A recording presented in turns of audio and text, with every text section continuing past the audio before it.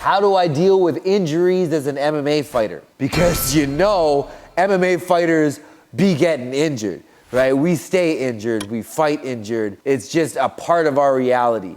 I could go through my list of injuries, but there's many, like 5, 6 surgeries, okay? And it's unavoidable. No matter who you are, no matter how good you are at fighting, you're getting injured. If you don't get injured in a fight, you're getting injured in training. You're guaranteed to get injured in training and probably also get injured in fights. It's just this whole game is completely dangerous and you're all nuts for even wanting to do it. And you got to realize that, like, you're all a little bit crazy to even want to do this. So you got to accept it. You got to accept that injury, and it can really help if you can, whether it's true or not, adopt the belief that everything happens for a reason. So in 2015, I fought Naoyuki Kotani in UFC Tokyo. Saitama Arena. It was super sick. Crowd was like golf clap silent. It was super cool. Now, I whooped this guy's butt pretty easily, but somehow, I have no idea how, studied the tape, still have no idea how, I tore my shoulder, but I tore the crap out of my shoulder, right? Labrum and rotator torn. After the MRI, the surgeon's like, yo, it's detached completely. Like, there's not even a fragment holding it together. So, I don't know why, whatever, it happened, and now my shoulder's down. So 2015, I'm signed to the UFC, and I've just won my second and third fight in the UFC, so I'm starting to gain some momentum, but I can't fight anymore. And now I'm getting kind of broke because I make money from fighting. So how do I deal with this? How do I keep training? How do I keep learning? How do I keep living my life when I'm injured? You gotta see this as an opportunity. So anytime anything happens in your life or in fighting, because they're the same, you have to just see it as an opportunity to work another part of your game. So my right shoulder's down, can't use my right arm. So what do? I make my left better. I was currently, at that point, I was able to switch from southpaw to orthodox. I had adopted both styles already, stances already, but my left hand wasn't the greatest. It wasn't nearly as good as my right hand. So I spent a ton of time from southpaw working on the mechanics of my left hand. I already had a pretty skilled left hand in orthodox stance, having it as a lead hand. I had been very, very good with that for years. But in southpaw, it was trash. I don't know if you guys ever tried to teach yourself the second stance is cross, but for me, it kept coming out like a jab, like super like snappy with just like zero density. So it took me a long time to really figure out how to transfer my weight properly and to throw it like a cross. So I spent a lot of this time doing just that. Now, that's not all I did.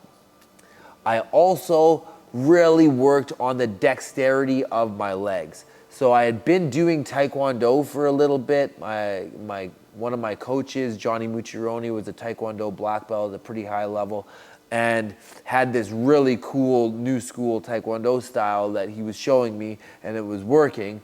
So I really just leaned into that. I decided that I was gonna make my legs into arms. So your arms can do so many things, right? You're so accurate with your arms, but your legs are quite clumsy, right? Those of you that ever tried to reach up and like do anything intricate with your leg, just suspending it in the air like this, it's so easy with your hand, but try to do that with your foot, right? It's really nowhere near as easy. So I spent a lot of time working on that type of dexterity and working on the different dynamic kicks of Taekwondo and static holds of having my leg up in the air. And I made my legs so dexterous that now when people fight me, it's almost like, or train with me, it's like you're dealing with an octopus. Both of my legs can do so many different things and utilize so many different angles that it's very difficult. In UFC, it was very difficult. Now it's like a whole nother story because obviously I don't really stop training. Now, I couldn't really grapple because like your shoulder is so integral to grappling. I would try to like do jiu-jitsu without it, And you can, I just take my belt, even in no-gi I would wear my belt, and then I would stick my hand through the belt, like underneath it, and I would grab the 2 belt strings with my arm. So now my arm is kind of pinned down. And then I'm just gonna use the rest of my body for jiu-jitsu and try to just not utilize my right arm. But sometimes it would still get tweaked and stuff, so I kind of had to stop doing that. But you can tell what I'm doing, right? I'm working around the injury.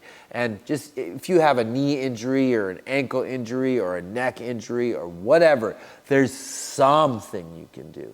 There's gotta be something. And that's the beautiful thing about MMA is there's just so much to learn. You can go on forever. You can isolate any one part of your body and just work on that. Techniques surrounding that, right? Like, oh, I can't punch anymore. Oh, well, you can kick. If you were a boxer and you can't punch, like, you're screwed. What are you gonna do? Well, you can still do head movement and stuff.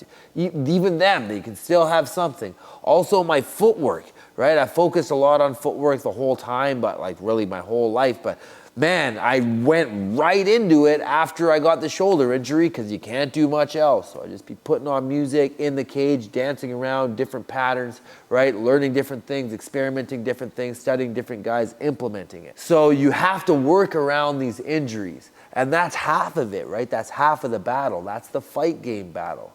But there's still the life battle. Like, what do you do when you use your body to make money and then your body shuts down?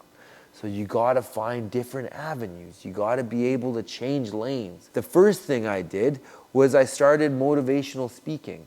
I don't need my shoulder to talk, right? So I started talking, and that happens to be a gift that my parents helped me to develop at a young age, but I also have never really shied away from cameras much, so as over time you get better and better at it, and as I stutter, better and better at it, you get better at it, and then you feel comfortable and people want to listen to your story because it's easy to draw them in with it, right? So I started this Find a Way tour because I needed to find a way, right? So I had started this Find a Way motivational speaking tour. I was going to different reservations, First Nations, high schools, all over my home province of BC, right? I got a flight from Montreal to BC and just went crazy all over the country, all over the province, driving up and down the province, all over the place, doing these motivational seminars, right? And I'm giving back to these young kids. I'm teaching them some of the lessons that I had to learn coming from small town BC, middle of nowhere, 2,500 person population town, and getting to close to the top of the world in one of the hardest sports in the world, right? So I'm able to give back, and it's able to fulfill me, and it's also able to put some money in my pocket. And then after I did that tour, I came back to Montreal, and I'm like, oh, that's dope. I made a little bit of money.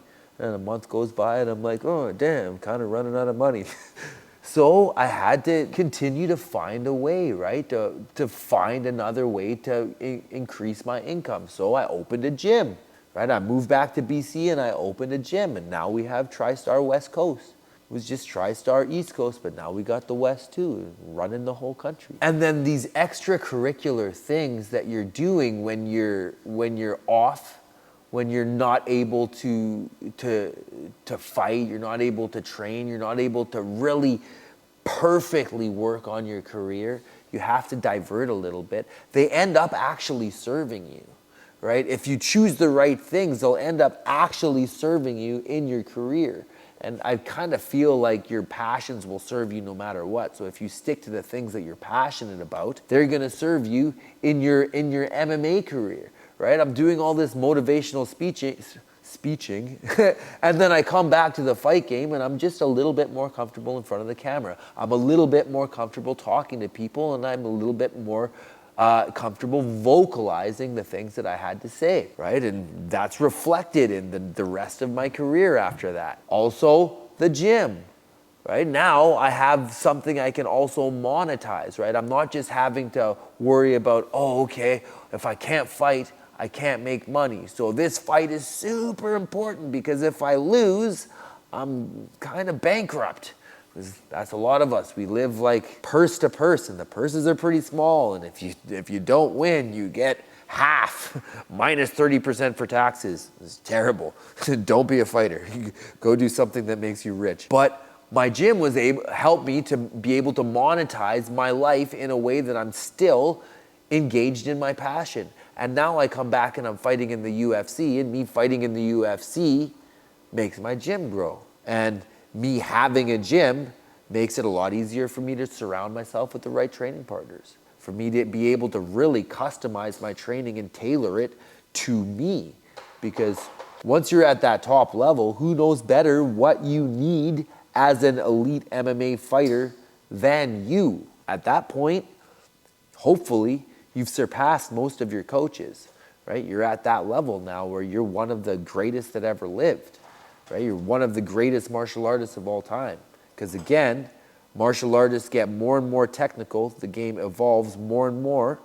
The fighters of today would beat the fighters of yesterday, and the fighters of tomorrow will beat the fighters of today. We stand on each other's knowledge, so we keep growing higher. So the fighters that are fighting right now are some of the greatest martial artists that have ever walked the earth, which is pretty cool. So if you're injured right now, if you're down and out and depressed because you have something that keeps you away from training in the sport that you love, find a way. Find a way to work around it, and it will make you better.